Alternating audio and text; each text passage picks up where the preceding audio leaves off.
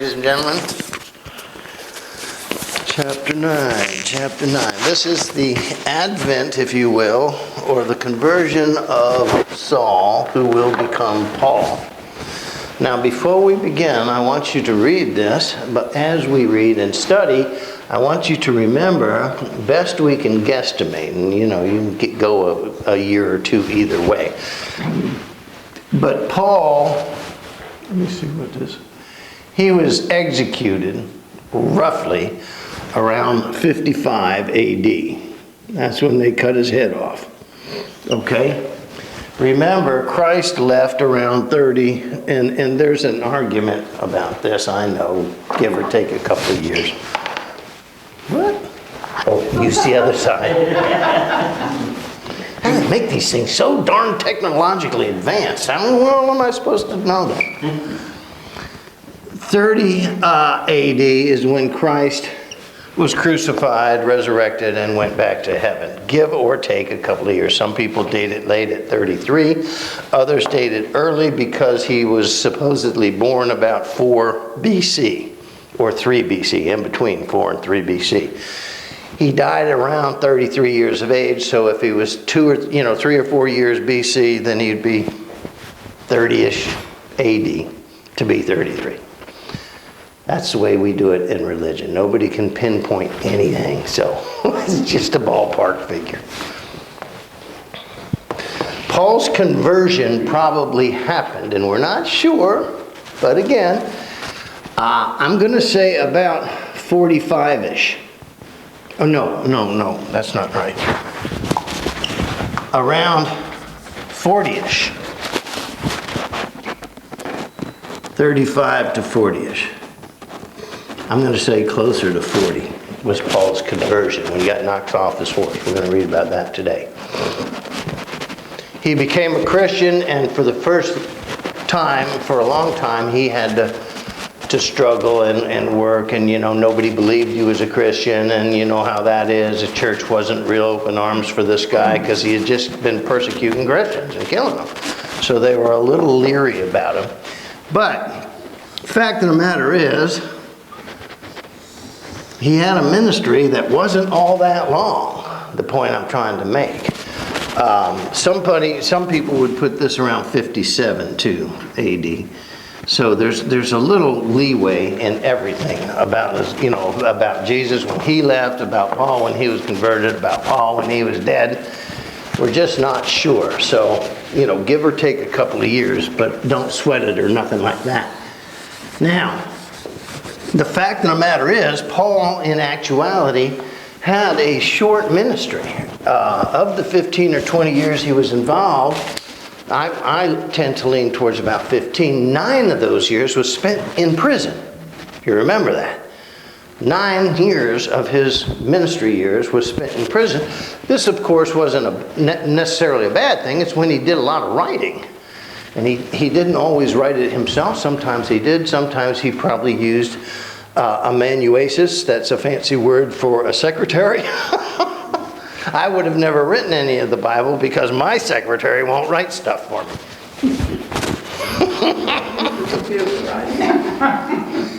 Anyway, so a lot of time it could have been Luke or Barnabas or somebody else there visiting Paul in prison, and Paul would dictate, write this down and get it to the churches. And sometimes you have that. So there's always an argument, did Paul really author it? Did he not author it? In fact, there's 4 of them in there that are called the prison epistles because he wrote them when he was in prison. And they became books of the New Testament. So the point I'm trying to make is, in this short time as a Christian minister, 9 of the years were spent in prison. He planted all those churches all over the Mediterranean. If you remember, this is Israel over here. Here's the land. Well, this part up here that is now modern-day Turkey, he sailed, went to here, and sailed to an island and then up into Cappadocia and all this place.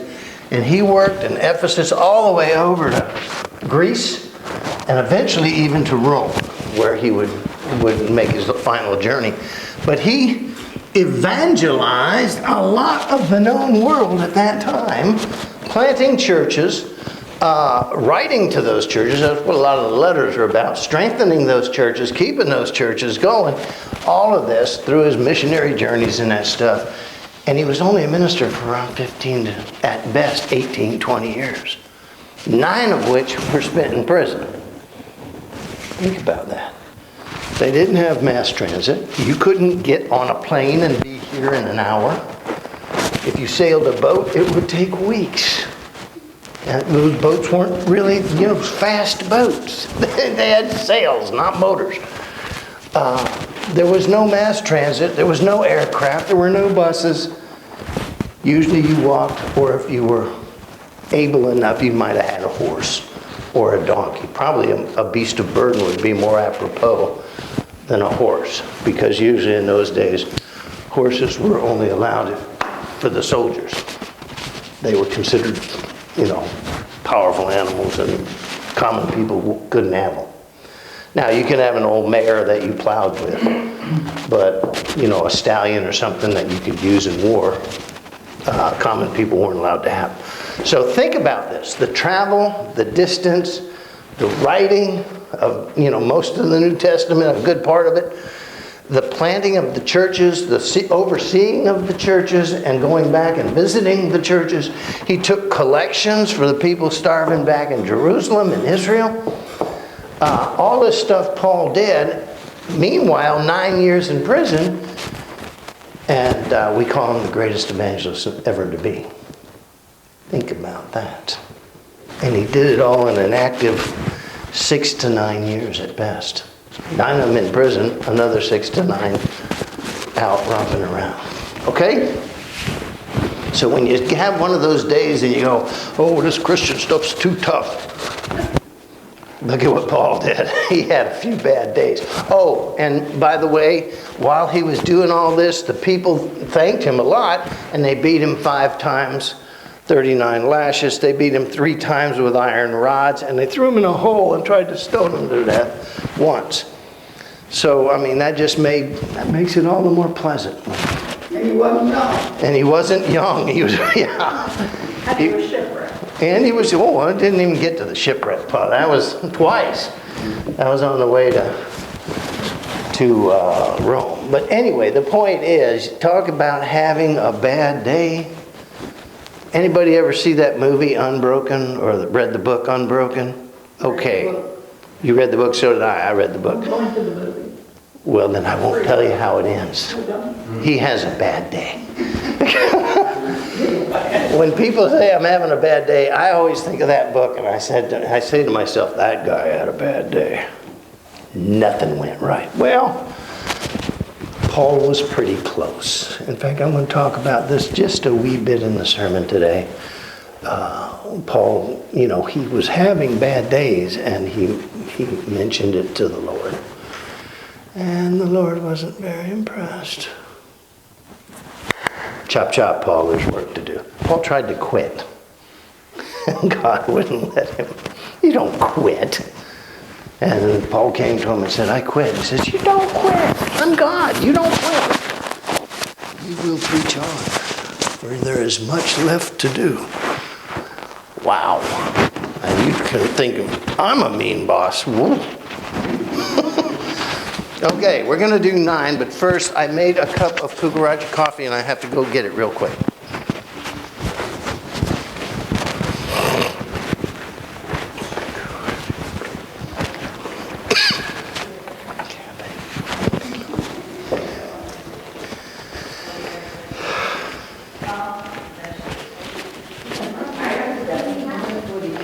I haven't had any coffee this morning, so I'm a little slow.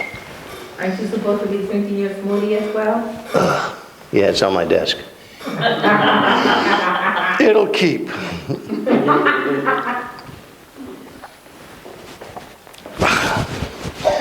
What does Cafe Bustelo mean anyway? Bustelo is a last name. It's a Cuban coffee. It's a what? Cuban coffee. I know, but what does the word Bustelo mean? It's a last name. Oh, it's somebody's name. Uh-huh. Okay, I got you. Mr. Bustelo makes a mean cup of coffee. think I'd change my name. What's your name? I'm Bustelo. Yeah?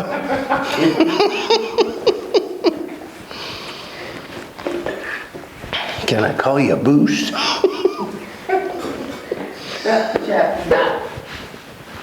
Chapter Bustelo. That's a good name for Paul. You were Saul. From now on, you'll be Bustelo. All right. Now Saul, or Bustelo, still breathing threats and murder against the disciples of the Lord, went to the high priest and asked for letters from him to the synagogue at Damascus, so that if he found any belonging to the way, it wasn't called Christianity yet, it's called the way, either men or women, that he might bring them bound back to Jerusalem. And it came about that as he was journeying, he was approaching Damascus, and suddenly a light from heaven flashed all around him. And he fell to the ground, and he heard a voice saying to him, Saul, Saul, why are you persecuting me? And he said, Who art thou, the Lord? And the Lord answered, saying, I am Jesus, whom you are persecuting. But arise and enter the city, and it shall be told you what you must do. Now the men who traveled with Bustelo stood speechless, they hearing the voice, but they saw nothing. And leading him by the hand, they brought him into Damascus, and he was there for 3 days without sight. He neither ate nor drank. Now there was a certain disciple in Damascus named Ananias. And the Lord said to him in a vision, Ananias. And he said, Behold, here am I, Lord. And the Lord said to him, Arise and go to the street that is called Straight, and inquire at the house of Judas for a man from Tarsus named Saul.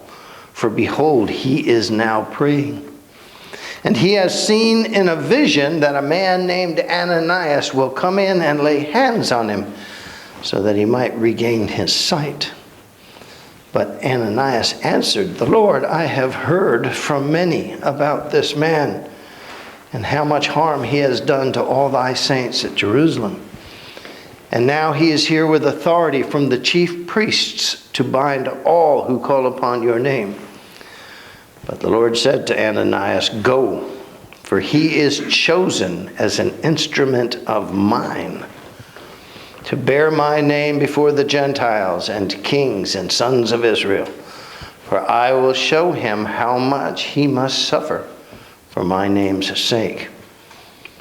Ananias then departed and entered the house, and after laying hands on him said, Brother Saul, the Lord Jesus, who appeared to you on the road by which you were coming, has sent me so that you may regain your sight and be filled with his Holy Spirit. And immediately there fell from his eyes something like scales, and he regained his sight, and he arose and was baptized.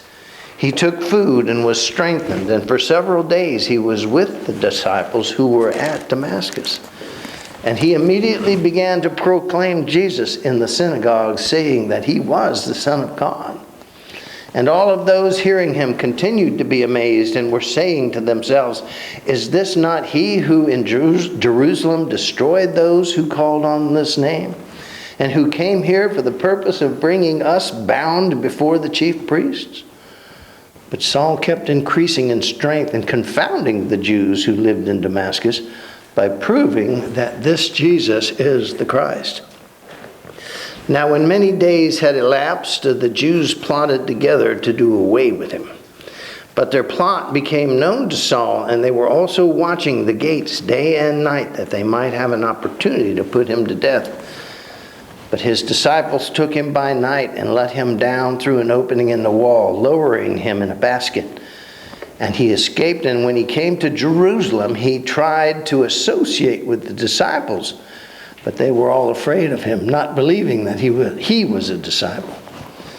But Barnabas took hold of him and brought him to the apostles, and described to them all that he had seen the Lord on the road, and that he had talked to him, and how at Damascus he had spoken boldly in the name of Jesus. And he was with them, moving about freely in Jerusalem, speaking out boldly, all in the name of the Lord. And he was talking and arguing with the Hellenistic Jews, but they were attempting also to put him to death. But when the brethren learned of it, they brought him down to Caesarea and sent him away to Tarsus. So the church throughout all of Judea, Galilee, and Samaria enjoyed peace, being built up and going on in fear of the Lord and in the comfort of the Holy Spirit. It continued to increase. Now it came about, as Peter was traveling through all these different parts, he also came down to the saints who lived at Lydia. And he found there a certain man named Aeneas, who had been bedridden 8 years, for he was paralyzed. And Peter said to him, Aeneas, Jesus Christ heals you. Arise, make your bed. And immediately he arose, and all who lived in Lydia and Sharon saw him, and they turned to the Lord. Now in Joppa there was a certain disciple named Tabitha, which translates to the Greek is Dorcas. And this woman was abounding with great deeds of kindness and charity, and she continually did. And it came about that at that time she fell sick, and she died. And when they had washed her body and laid it up in an upper room, since Lydia was near Joppa, the disciples, having heard that Peter was there, sent 2 men to him, entreating him, do not delay, come to us as quick as possible. And Peter arose and went with them. And when they had come in, they brought him into the upper room. And all the windows stood beside him, weeping. Widows stood behind him, weeping and showing all the tunics and garments that Dorcas used to make while she was with them. And Peter sent them all out of the room and knelt down and prayed. And turning to the body, he said, Tabitha, arise. And she opened her eyes when she saw Peter and sat up. And he gave her his hand and raised her up. And calling all the saints and widows, he presented her alive. And it became known all over Joppa. And many believed in the Lord. And it came about that he stayed there for many days in Joppa with a tanner named Simon. Okay, this chapter's the beginning of the church spreading. Remember last chapter, Stephen, of course, was stoned to death, which scared everybody to death, and they ran everywhere, all as far up as Damascus, which would have been way over here. And that's where Saul was going when he, with the letters, to bring everybody back to Jerusalem. Joppa is over here on the coast. That's where he is, and Lydia is up here. What used to be the Phoenician area, now today it's Palestine, but it used to be Phoenicia in those days. And they were sailors. They were the people who did the trade, the Phoenicians. Very, very brave men, tackled the sea, wrestled the sea. So many times if Paul was on a boat, he would come up here to friends in Joppa, grab a boat, and sail to Tarsus, which is up here somewhere. And I know my map's not very good, but basically this is where Barnabas gets him out of. They wanted to kill him in Damascus. They brought him back to Jerusalem. They wanted to kill him in Jerusalem. So we got him out there. Tarsus is out in the desert, basically. What is modern-day Turkey? But it's not the inhabited part of Turkey. It was the more desertous, wilderness area. And of course, what Saul did is he went back to what he knows best, and that was tent making. So he was a tent maker in Tarsus. All right, and he would be there until Barnabas would go back and get him. We have a dichotomy being set up. You get a reference to Hellenistic Jews. The Hellenistic Jews were Jews who were part of the dispersion eons ago, even as far back as Babylon when it was destroyed, and they were taken into exile. Well, upon the destruction of the northern and southern kingdom, a lot of Jews ran for their lives in that day and age, and a lot of them got over here into the what is, again, modern-day Turkey. In those days, it was a lot of different things, Cappadocia and stuff like that. And even as far as Greece. Well, in Greece, they became known as the Hellenistic Jews. That's what the reference there is. Helen was a great hero, Greek god and goddess and all that stuff. And they were Jews under that kind of rule. They had to learn to speak Greek. They had to learn the Grecian language if they were to survive there. So they come back. They're hearing all about, I'm sure they came back anyway during Passover and stuff like this. And there were always Hellenistic Jews in Jerusalem and around Jerusalem in the area like that. So that's who those guys are. And they hear of Saul, or Paul now, causing all this trouble. Well, what do you think they're going to do? We've been through this before. People trying to, start new stuff and destroy the Judaism. They've already been isolated way over here, so now they're making journeys back, and you got this new guy. So they are employed, I'm sure, by the resident local Jews. Actually, my Dead Sea needs to be bigger. There you go. They are Jerusalem. That's too north, right there. They are probably employed by the current Jews, the high priests and those guys. Ties to anything in here any longer, so they can kill him, get rid of him, and then go home. Nothing will ever be investigated, nothing will ever be done, and nobody will even care. So the Hellenistic Jews become a very convenient means, or people that can do the dirty work. So people always say, well, what's the difference between a Jew and a Hellenistic Jew? Basically geography. Basically geography. These guys are way out of town, so if you need somebody oft, hire a foreigner, and that'll take care of your problem. All right, this is what's going on. Now, let's look at Saul himself. He's on his way to Damascus, way up here, only because he hears in the synagogue that a lot of people who ran from the stoning of Stephen fled far enough away to where they thought they were safe and out of the reach of the temple. But lo and behold, if there's a will, there's a way.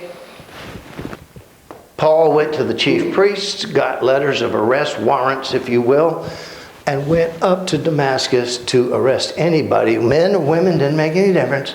Going to put them in chains and drag them back to Jerusalem for persecution for sure, and maybe even murder.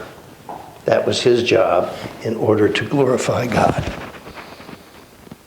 A lot of people have died under the banner of God, waving the banner of God. 3 crusades under the banner of Christ to destroy another threat, which was the Arabs. You see what I'm saying?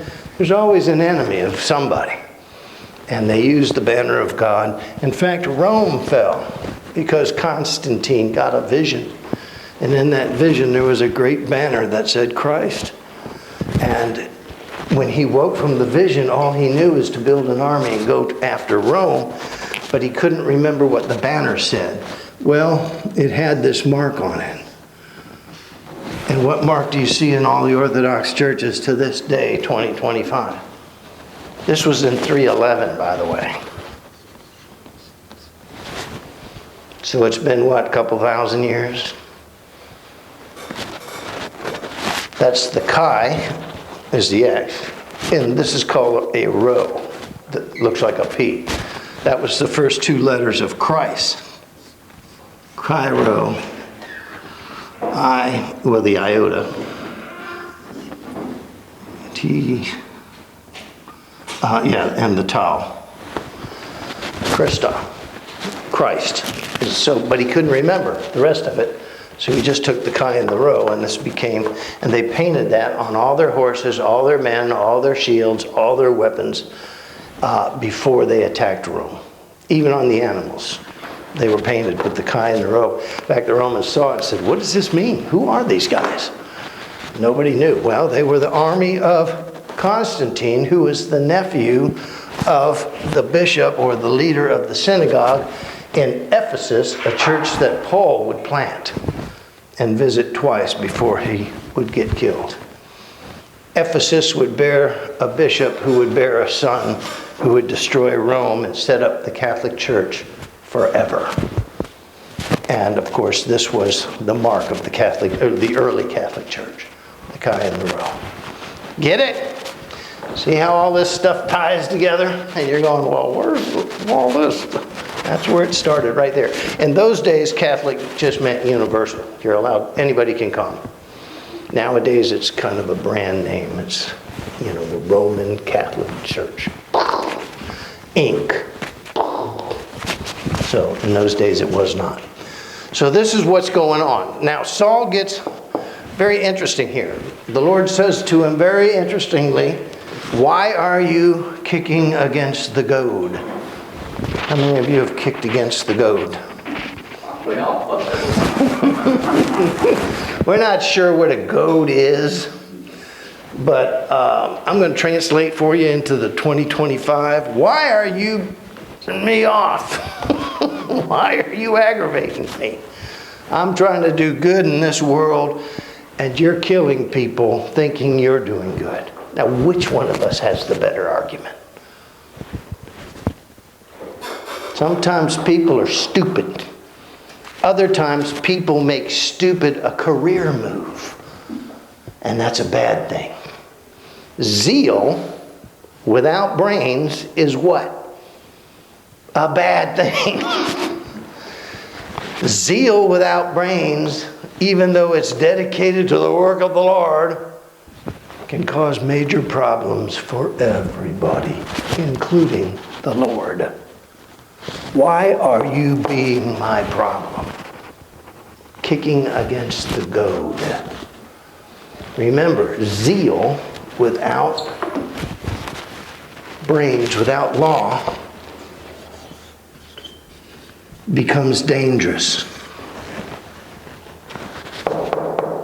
Kind of like the guy that runs out of the 7-Eleven. He just got done robbing it. He runs out of the 7-Eleven, him and his partner, and he draws a gun, and there's 50 cops out there with their guns drawn. And the other guy's sitting there without a gun saying, don't do anything stupid. And he decides to shoot. What happens? he and his partner are dead. Partner's history. He didn't even have a weapon. But 50 guns go off. There was another event of this even recorded in the Bible. Remember when it was? Yes, you know. Peter in the garden, when they came to arrest Christ, what did he do? Chopped off his ear. He pulled a sword out amidst a whole bunch of soldiers. You know, here's a clue. Soldiers carry weapons with them. Big pointy things. They have huge spears. They have giant swords. Just like 50 cops with guns drawn, and you decide to do what? Get zealous for the Lord? Well, you're an idiot. And even Jesus says, Peter, put away your sword. You live by the sword, you're going to die by the sword. He took the guy's ear and stuck it back on his head, you know, and put some glue on it. There, you're fine. Your mom will never know. To try and defuse that situation. Why? Well, because you got 50 soldiers there with their swords drawn, and you pull one out and hit the high priest's slave. Jesus had to defuse that instantly, or what? Well, he was going to be killed anyway, but the other 12 guys were still there, or 11 now. They would have all been killed. They wouldn't even have thought twice about it. Just that's what zeal can do. Paul had zeal. Let me go to Damascus. Where? Damascus. Where is that? Oh, it's a zillion miles from here, but I know they're up there. Let me go get them. I'll bind them in chains. I'll bring them back here, and then we get to kill them. And we'll glorify God. What? Well, they were stupid enough to do it. And on the way up there, Jesus stepped back in and said, "What's wrong with you? What is wrong with you? Why are you kicking against the goad? Why are you becoming my problem? Number one problem. I got all this good stuff happening, people rising from the dead. You see the difference here?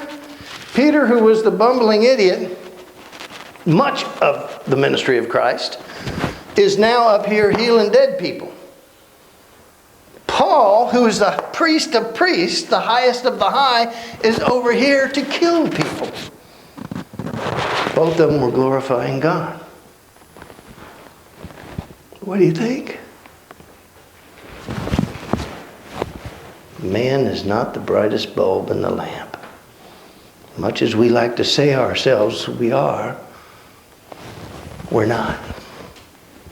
Sometimes we get excited, we have a vision, we hear a voice, we get a purpose. If that purpose is not contained within reason, what have you got? You got a nightmare. We have a phrase for it, don't we, Benny? Every time our fire inspector comes, we say to ourselves, you give a little man a little power, and what do you create? You create a monster. We laughingly call him Barney Fife, because he will go through every book and every code and find some subsection, paragraph 9, and 3,000 pages that says, you got an old junky fan, that's a fire hazard. You got to get rid of this fan or else the whole building will be condemned and closed up. So I don't know how much stuff we've gotten rid of around here, but it's been tonnage over the years. Now, that's since we were annexed by Winter Park. You see, when we were just part of the county, not annexed, that old fire guy used to show up to, well, it's a church, and they ain't on fire. Okay, sign here. He'd go away for another year. And that was about it. So now we got the guy, we went from the guy that did nothing to the guy that does everything. And you just, again, zeal, I don't care how excited you are for the Lord, zeal without reason is a problem. And it's not just a problem for us, it's not just a problem for the church, it's a problem with God. Easy, boys. Easy. Did Jesus have zeal for his Father's work? I'd say so. Did the Jews have zeal for their work? I'd say so. Did the apostles have zeal? Eventually, yes, they did. Getting them going at first was a little slow, but you know, that's true of many things. 96% of an energy in a locomotive, in a train, is getting it to move. 4% or 6% is all it takes to keep the train moving. But it takes 96% to get it moving from a stop. And that's kind of the way the apostles were. Jesus had to give them a bunch of Pentecosts. He had to give them a bunch of get up, get going, try it. And here's Peter now, the once mistake guy, always making a mistake, not believing much of anything. When Jesus said, go and be my witnesses, what did Peter say? Remember? After the whole thing, the resurrection and everything, Peter said, I'm going fishing. Why would he do that? Because he was a fisherman. Because he was a fisherman. He was going back to what he knew. What do you do? Well, you sit in a boat and drink beer all day. That's what fishermen do. And who's standing on the shore? Remember this. You guys have read this book, right? Jesus is standing on the shore, remember? Had a fire going and everything. And it was Peter and John who said, look, I think that's the Lord. And he jumps out of the boat, trying that walk on water again. He didn't do it. They get to shore, and he said, did you catch anything? And of course, they're lousy fishermen, because the first time Jesus said, did you catch anything? No, we fished all night, didn't get nothing. Well, go out again and throw your nets in. Remember? 2 boats full, sinking. So he asked them again, did you catch anything? No, we didn't catch anything all night. Because you guys really stink at this. Have you thought about being something else? How about an accountant? You know, go back to school. So Jesus again says, cast your net over the side. And this time we're told they brought in 153 fish or something like that. And then suddenly their eyes are open. That's the Lord. I've seen this before. You guys are not the brightest bulb in the lamp, are you? And they got to shore. And Jesus said, bring some of the fish, idiot. Don't leave them in the boat. And they had breakfast. They talked a little bit. And there at the end of John, we see Jesus and John talking about something. And Peter was right there going, what about us? And Jesus said to him, you know what you have to do. Go do it. I have something special. We don't know what that is. I'm thinking it was setting stuff up for the revelation. I don't know. Finally, Peter's up here. That was who he was. Not willing to do much of anything hardly, except when Jesus was specifically saying, throw the net out. To a man up here who comes in the house of Dorcas, the Greek translation, and says, arise, get up, and brings her back from the dead. That's glorifying God. From the guy who couldn't even tie his own shoes. This guy is the priest of the priests, the best of the best, and he tells us that. He was the smartest of the smartest. He was the Pharisee to all the other Pharisees. There's nobody on the planet that knew about God more than Saul. And yet he's up here trying to kill people in the name of glorifying God. What do you think of that? And yet later he would write, I didn't know it, Timothy, but I am the worst sinner God's ever put on the earth. I am the worst sinner. I was killing people thinking I was doing God a favor. And then he writes to the young boy, Timothy, who was ready to blow God off and say, it just ain't working out. He says, if God can use me in all of this, how much more can he use a young man like you? Wow. What the heck happened to the guy who was killing people in the name of God and now is writing one of his final letters before he himself would be killed to a young man saying, oh, you have no idea what the Lord can do in your life. No idea. Trust me. I was the worst of the worst. I used to think I was the best of the best, but I was the worst of the worst. I just didn't know it. Till God popped me in the snoot and knocked me off my horse. Blinded me for 3 days, let me live in the darkness of my own creating,